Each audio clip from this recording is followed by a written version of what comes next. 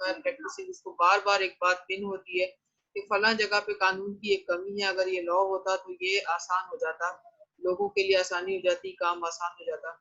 तो ऐसे इश्यूज को हम जो है वो एड्रेस करें। मिसाल के तौर पर अभी हम देखते हैं कि सिविल केसेस सबसे ज्यादा पेंडेंसी में होते हैं, ठीक है, और उसके बाद हम ये भी देखते हैं कि सिविल साइड की बहुत ज्यादा छुट्टियां भी होती हैं, 2-2 महीने ये लोग गायब हो जाते हैं, वो भी नहीं होता बीच में, और फिर 10 दिन आगे जाके भी गायब हो जाते हैं। अगर तो जो है वो लीगली स्टाफ को छुट्टियां देना मकसूद है, तो देखे ना, उसके लिए तो बहुत सारे तरीकेकार और भी हो सकते हैं कि कोई भी जस्टिस या कोई भी जज कभी भी बीच में अपने लिए 1 महीने की छुट्टी ले सकता है, उसके लिए कोई भी रजिस्ट्रेशन करके कोई रूल्स बनाए जा सकते हैं। अच्छा, अगर हम अभी देखें तो हमें ये फील होगा कि जस्ट के जो हमारे पास जो फोरम है, हमारे पास सुप्रीम कोर्ट, वो भी जो है इस प्रॉब्लम को एड्रेस नहीं करते। अभी आप देखें इस वक्त करंट सिचुएशन के अंदर कोरोना वायरस की वजह से सिविल वर्क को सस्पेंड हुए 6-6, 7-7 महीने हो चुके। अब आप बताएं, लोगों के राइट्स हैं तो वो लोग तो परेशान है। अब जैसे मिसाल के तौर पर किसी का कोई फैमिली मैटर पेंडिंग में था, किसी के चाइल्ड कस्टडी का कोई मैटर था, या किसी को अपने जो है वो घर की जो है वो पोजीशन चाहिए थी, या किसी के साथ कोई बहुत बड़े बड़े इश्यूज हो सकते हैं, किसी के साथ मिसाल के तौर पर किसी के पास बिल्कुल पैसे ही नहीं है और उसके जो सक्सेशन के जरिए उसको कुछ पैसे मिलने थे, विडोज हैं, आर्फन्स हैं, बेचारे यतीम बच्चे हैं, उनके राइट सब रुल गया, सारा काम रुल गया, किसी को कोई एहसास ही नहीं। अच्छा, अब ऐसी सिचुएशन के अंदर अगर आप देखें तो आपको ये रिसर्च के अंदर करने के लिए कोई प्रॉब्लम अगर आइडेंटिफाई करनी हो तो आप इस तरह के इश्यूज देख सकते हैं कि हमारे पास कहाँ पर कानून के अंदर जो है वो कोताहियां मौजूद हैं और हमें उनको ठीक करना चाहिए। अच्छा, फिर ये होता है उसके अलावा एक और चीज, करोड़ों की तादाद में एक तो केसेस पेंडिंग में पड़े हुए हैं, कोई देखभाल करने वाला नहीं, ऊपर से ये इतनी छुट्टियां होती हैं इनकी, और दूसरा ये कि जब भी कभी आप देखें कोई इंटरलॉकटरी एप्लीकेशंस आती हैं तो महीनों लग जाते हैं उसको डिस्पोज ऑफ करने में। अब ये सारे जो है लेकुनाज अगर आप देखें, आप क्रिमिनल साइड पे अगर हम आ जाएं तो मर्डर केस है तो जनाब 2-2 साल तक, साल तक उसकी चार्ज नहीं फ्रेम हो पाता। फिर अभी मॉडर्न कोर्ट्स बनाइए तो उसमें जल्दी जल्दी हो जाता है सब कुछ। तो देखिए, जब आपके पास कोर्ट्स मौजूद हैं ऑलरेडी, आप उनके सिस्टम को बेहतर बनाएं, ना कि आप जो है वो फिर अलग से कोर्ट बनाए, फिर अलग से एक और कोर्ट बनाए, फिर अलग से एक और कोर्ट बनाए। तो इस तरीके से जो है क्या हो रहा है कि अगर हम देखें तो कानून के अंदर डिस्क्रिमिनेशन आपको बहुत सारी जगहों पर जो है वो फील होती है। तो these are things which can be identified to solve by way of law. यानी हम जिन प्रॉब्लम को अगर हम आइडेंटिफाई करें और फिर हम उसके ऊपर रिसर्च करें, उसके पीछे कोर जो उसके जो है वो रीजंस जो है उनको निकाल के लेकर आए, तो ये रिसर्च प्रॉब्लम के लिए आइडेंटिफाई करने के लिए हमारे पास एक जो है एक तरीका होता है कि जिससे हम रिसर्च प्रॉब्लम आइडेंटिफाई करते हैं। या फिर हम क्या करते हैं कि हमारे जहन में क्वेश्चन आ रहा है कि जनाब ये जो काम है ये गलत हो रहा है, इसको ठीक कैसे किया जाए, फिर हम उसके बारे में सोचते हैं। फिर उसके लिए रिसर्चर का काम ही होता है कि वो उसका आंसर ढूंढ के निकाल के लाए कि अब इसको कैसे सॉर्ट आउट करना है, या इसके लिए क्या क्या सॉल्यूशंस पॉसिबल हो सकते हैं, या कौन कौन सी चीजें जो है इसके अंदर हम एक्स्ट्रा ऑर्डिनरी एंटर कर सकते हैं। Research problem is an issue or a concern that an investigator, researcher present and justify in the research study। ठीक है, उसके अंदर आप जब कोई प्रॉब्लम को आइडेंटिफाई करके लाते हैं किसी इशू को, फिर आप उसके बारे में डिस्कस करते हैं, उसके ऊपर अगर कोई प्रीवियस स्टडी होती है तो फिर आप लिटरेचर रिव्यू वगैरह सारी चीजें करते हैं। तो सबसे पहले काम क्या है कि आइडेंटिफाई किया जाए कि कहाँ कहाँ प्रॉब्लम एग्जिस्ट कर रही है और उसको रिसर्च करके सॉल्व करने की जरूरत है। सबसे पहला आपका इशू ये है। अच्छा, प्रॉब्लम आपकी जो आप आइडेंटिफाई करते हैं और जो आपकी प्रॉब्लम स्टेटमेंट होती है उसके अंदर क्या होता है कि सबसे पहले कि क्या होना चाहिए और क्या हो रहा है, ये सारी चीजें आप देख रहे होते हैं कि जनाब ये चीजें होनी चाहिए थी, इन चीजों को जो है हमें एड्रेस करना है, और ये चीजें नहीं हो रही, जबकि क्या हो रहा है कि भाई किसी के राइट्स हैं, इन्वॉल्व हैं, या कोई मसला है, तो उसमें क्या हो रहा है कि वो बंदे सालों सालों जो है वो उसकी वजह से क्या कर रहे हैं कि वो सफर कर रहे हैं। ठीक है, अब जब हम इस तरह की सिचुएशन देखते हैं तो उसके अंदर हमारे पास ये हम इशू, किसी भी इशू को रेज करते हैं और फिर कहते हैं कि हमें इसको इस तरह मसले को हल करना है। अब वो जब हम उस मसले को हल करने की तरफ जाते हैं तो रिसर्च प्रॉब्लम के क्वेश्चन का आंसर ढूंढ रहे होते हैं। ठीक है, हमारी वो रिसर्च प्रॉब्लम क्या होना चाहिए था और क्या हो रहा है, ये आपकी स्टेटमेंट ऑफ प्रॉब्लम कहलाती यानी what should be happening and what is actually happening, यानी क्या होना चाहिए था, किस तरह इस बात को एड्रेस किया जाना चाहिए था, लेकिन वो हुआ नहीं, और उसकी जगह पर एक्चुअली जो वहां पर रियल पोजीशन है वो कुछ और है। जब हम इन दोनों चीजों को कंपेयर करते हैं तो उसके बीच में हमें वो गैप मिलता है जिसमें हमें रिसर्च करनी होती है। ठीक है, identification and formulation of a research problem is the first step of research process. ये सबसे पहला आपका स्टेप होता है जब आप अपना एक टॉपिक सिलेक्ट कर रहे होते हैं अपने रिसर्च के लिए। तो वो आपका जो टॉपिक आपका जो आप सिलेक्ट कर रहे होते हैं वो रिसर्च प्रॉब्लम होती है actually. That is the problem which existing in our society. यानी हम अपने सोसाइटी के अंदर, हम अपने लीगल फ्रेमवर्क के अंदर जब हमें कोई कहीं गैप नजर आता है, कोई प्रॉब्लम नजर आती है, तो हम उस प्रॉब्लम को जब आइडेंटिफाई करते हैं तो हम क्या कर रहे होते हैं, वो टॉपिक रिसर्च कर रहे होते हैं। जब हम कहते हैं ना अगर ये मेरा टॉपिक होगा तो उसका मतलब ये होता है कि हम एक सॉल्यूशन की तरफ जा रहे हैं, एक मसले को हल करने की तरफ जा रहे हैं। ठीक है, फर्स्ट स्टेप है यार। It is the most challenging and the difficult phase of the research process. बिल्कुल सही बात है, क्योंकि जब कभी भी कोई प्रॉब्लम आइडेंटिफाई करना होता है हमें डीप स्टडी की जरूरत होती है, हमें एक अपनी गहरी नजर रखने की जरूरत होती है। अच्छा, उसमें ये नहीं है कि आप सारी चीजों को लेकर बैठ जाए, आपका एरिया ऑफ इंटरेस्ट का भी उसके अंदर जरूरी है। यानी मिसाल के तौर पर आपका इंटरेस्ट क्रिमिनल साइड पे, आप सिविल साइड पे रिसर्च कभी नहीं कर सकते। आप जितना उसको रिसर्च करने की कोशिश करेंगे उतना ही आप दूर होते चले जाएंगे, आपको वो बात समझ ही नहीं आएगी। जब कोई बात आपके दिल में नहीं उतरती, आपके दिमाग के अंदर नहीं घर कर पाती और आपको अट्रैक्ट अपनी तरफ नहीं कर पाती, तो आप उस पर रिसर्च नहीं कर सकते, because research is a long long process. जब कभी भी किसी एक लंबे से जो है वो जर्नी पे जाया जाता है, किसी काम को शुरू किया जाता है, उसमें इंटरेस्ट का डेवलप होना, आपकी अपने इंटेलेक्चुअल का डेवलप होना बहुत जरूरी है। लाइक एक तीर को निशाने के ऊपर लगाने की तरह है जैसे, यानी आपने फोकस करना है। अब फोकस तभी होगा जब आपको उस फील्ड में उस टॉपिक के साथ आपका इंटरेस्ट होगा। तो इसलिए रिसर्चर को हमेशा जब भी कोई आइडेंटिफाई करे प्रॉब्लम, तो उसमें सबसे पहले क्या देखना है कि क्या ये मुझे पसंद भी है या नहीं है, क्या मैं इस पे काम कर भी पाऊंगा या नहीं कर पाऊंगा।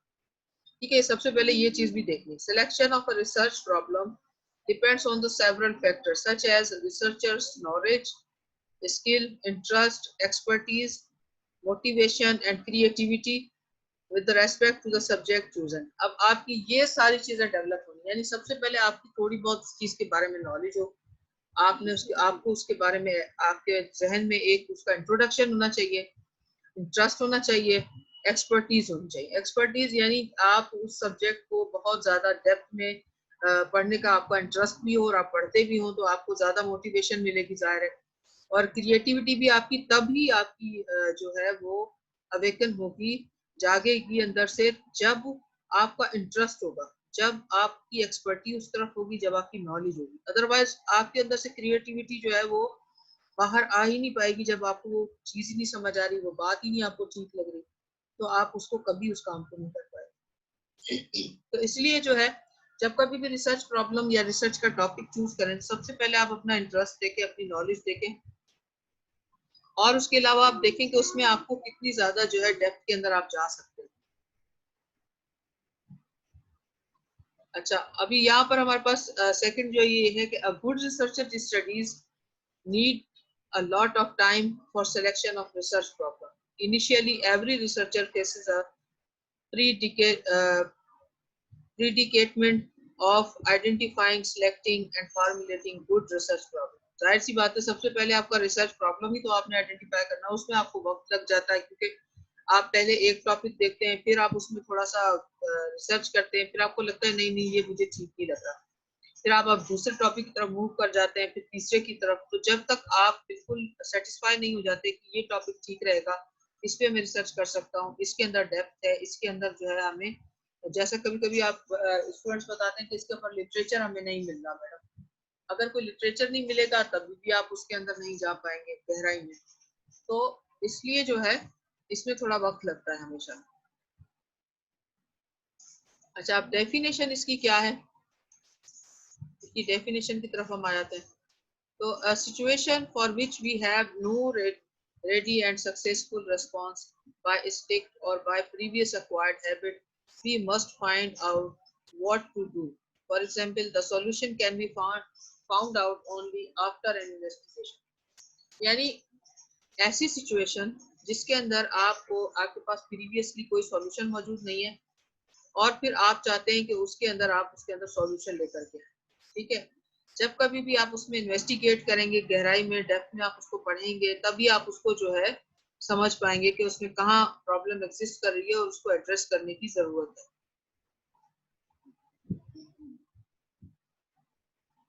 अब आ जाते हैं नेक्स्ट पे। अच्छा, नेक्स्ट हमारे पास है कि research problem statement are frequently use as synonym. यानी रिसर्च प्रॉब्लम भी हम उसे कहते हैं, रिसर्च स्टेटमेंट भी आपकी वही होती है। यानी इन दोनों का आपस में ऐसा कनेक्शन है कि ये एक दूसरे की जगह इस्तेमाल होते हैं, दोनों एक ही चीज के दो नाम हैं। However, there are a lot of difference between them.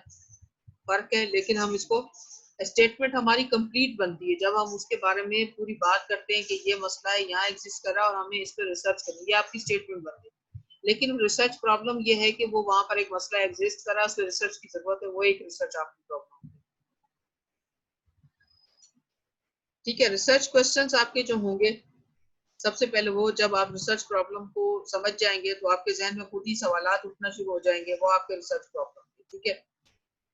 अब क्या होगा कि जब आपका रिसर्च प्रॉब्लम आपके जहन में आ गया और तो आपके सवाल भी जहन में आ गए, अब आपको उसके लिए आपको जो है वो पर्पस उसका क्या है, आपको ये डिसाइड करना है कि आपके मकासद क्या है। फिर आपने उसी थ्योरेटिकल आपके दिमाग में फॉर्मुलेशन आएगी कि मुझे इसके ऊपर इस तरह से स्टडी करना है, मुझे इस सैम्पलिंग जो है, सैम्पलिंग का मतलब है आपने अपनी रिसर्च जो है उसके लिए सर्वे जो करना है, किन लोगों से आपने उनके जो है वो रिव्यूज लेने हैं, किन लोगों के आपने जो है वो इंटरव्यूज कंडक्ट करने हैं या क्वेश्चन फिलअप करने हैं, या किस एरिया के लोग या किस कम्युनिटी के या किस फर्टिलिटी के लोग जो है आपके काम आएंगे, ये आपकी सैम्पलिंग होती है,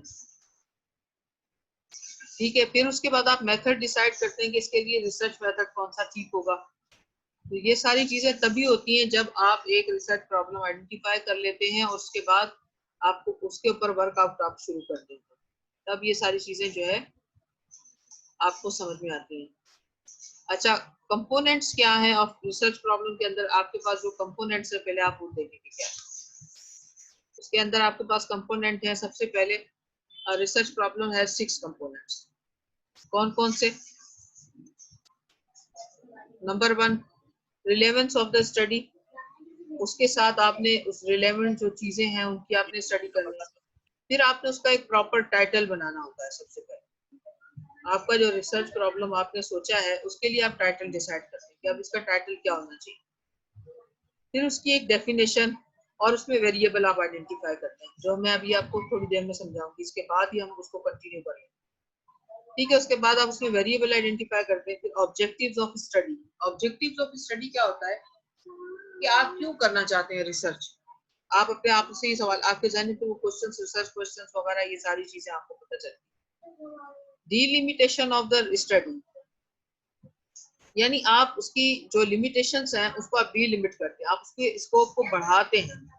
फिर आप उसका जो है वो दायरा कार बढ़ा के आप दूर तक ले जाते हैं ताकि आपको उसका मसले का जो है वो हल समझ में आ सके। Scope and limitation of study, फिर आप उसका स्कोप तय करते हैं कि आपने इसको किस हद तक लेके जाना है और किस हद तक आप, जैसे मैं आपको कहती हूँ कि भाई आप मिसाल के तौर पर अपना जो आपका रिसर्च प्रॉब्लम है इसमें आपने लिखा है कि study of the narcotics cases in Pakistan, तो इसको आप नैरो डाउन करें पूरे पाकिस्तान में, तो ऑब्वियसली आप सैंपलिंग नहीं कर सकते ना आप जा सकते हैं, आपका रिसोर्सेज नहीं है। आपको रिसर्च, आपके पास जो रिसोर्सेज अवेलेबल हैं, तो आप ऐसा करें इसको नैरो डाउन करके सुबह सिंध पर लें। फिर आप देखें कि अगर हो सकता है आपको सुबह सिंध में भी स्कोप आपका इतना नहीं आप वर्कआउट कर पाएंगे, तो फिर आप अपनी स्टडी को नैरो डाउन करते चले जाते हैं और फिर उसको अपनी सिटी में ले आते हैं। और सिटी के अंदर आपके लिए रिसोर्सेज भी होती हैं, आपके साथ लोगों के, जाहिर सी बात है आपकी पीआर भी होती है, फिर लोग आपको अवेलेबल भी होते हैं। तो ये चीज है जो स्कोप और लिमिटेशन को तय करती है। अच्छा, अब ये आ जाते हैं हम नेक्स्ट उस पर, सारा मिक्स हो जाता है।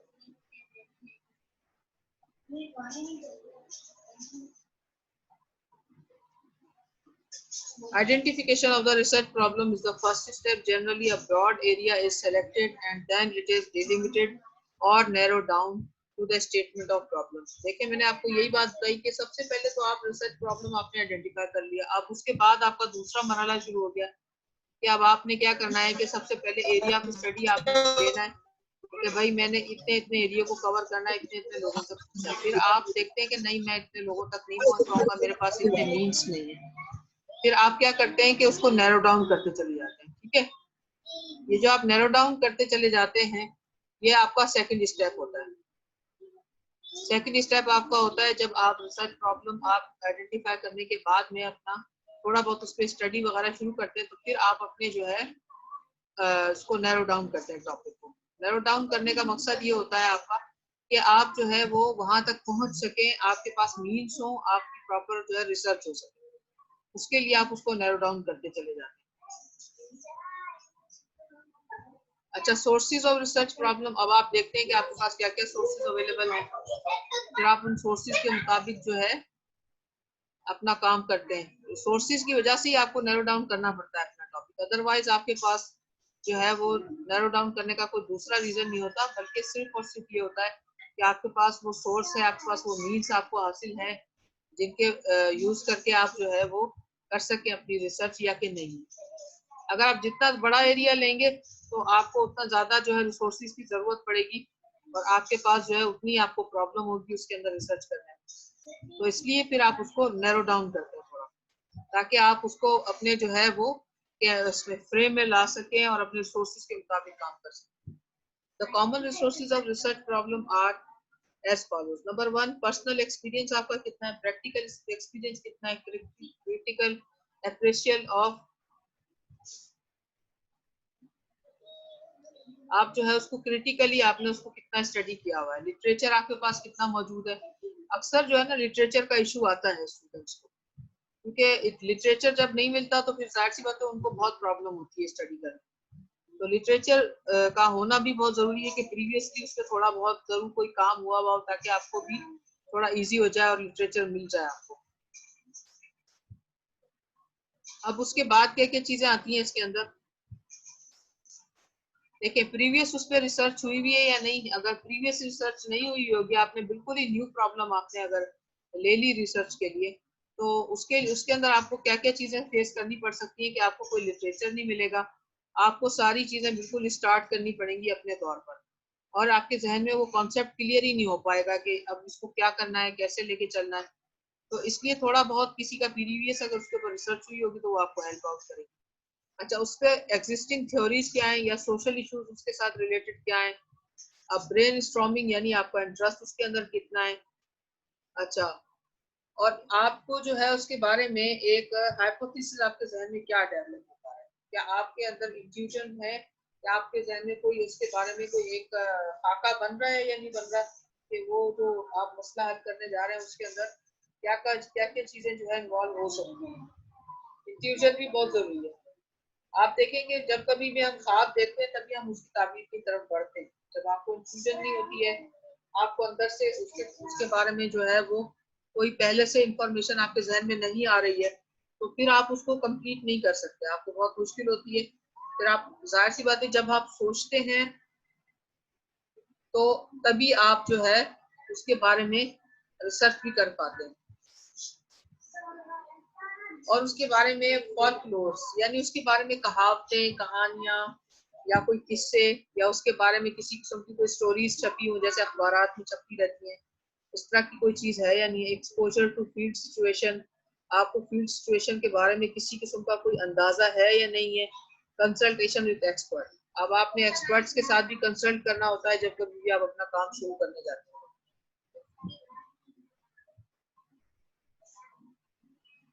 अच्छा, पर्सनल एक्सपीरियंस में तो आ गया आपके पास कि आपका पर्सनल एक्सपीरियंस क्या है, आप उस बात को समझते भी हैं या नहीं समझते हैं जो चीज आप करने जा रहे हैं। यानी अगर क्रिमिनल साइड की बात करें तो क्रिमिनल साइड पे आपने क्या कभी कोई स्टडी की है या कोई आपको उसके बारे में अंदाजा भी है कि वो है क्या चीज। ठीक है, day to day experience of the researcher serves a good source of ideas to formulate a research problem.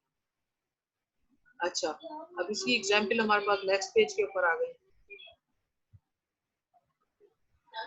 ठीक है, ये 1 मिनट, ये जरा बहुत उसके ऊपर ये बड़ा लिखा हुआ है इसमें।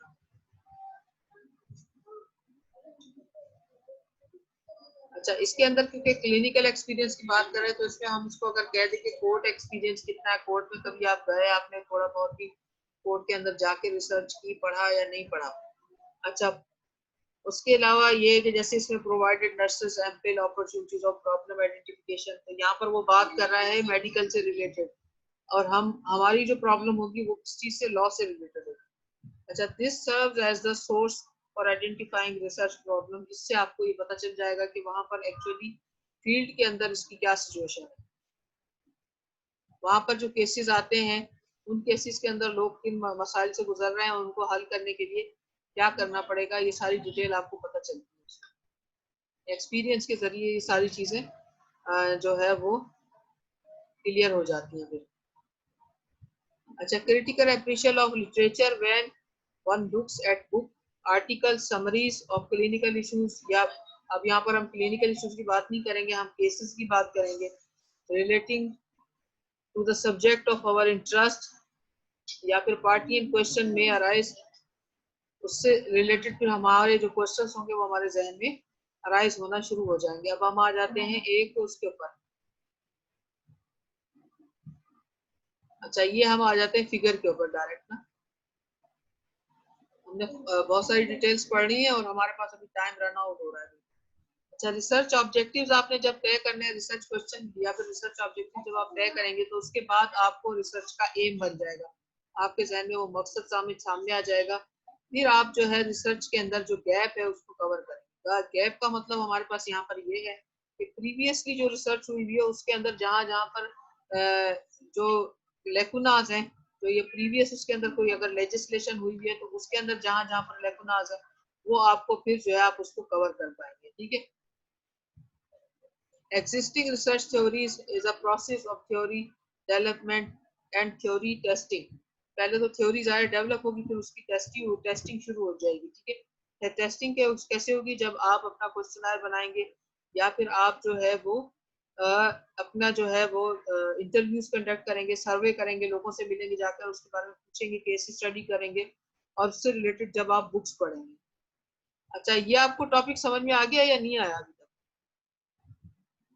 भाई सुन भी रहे हैं सारे या सोए में? हेलो जी मैम, समझ में यस आया। मैम, समझ आया।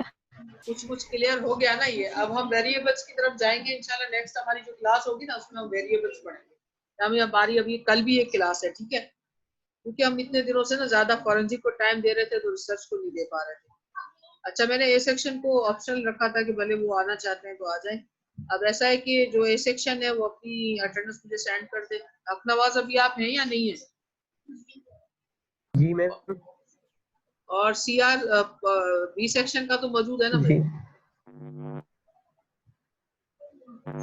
हाँ, सज्जाद सुमरो लिखा हुआ तो आ रहा है, वही अटेंडेंस लगा लें आप।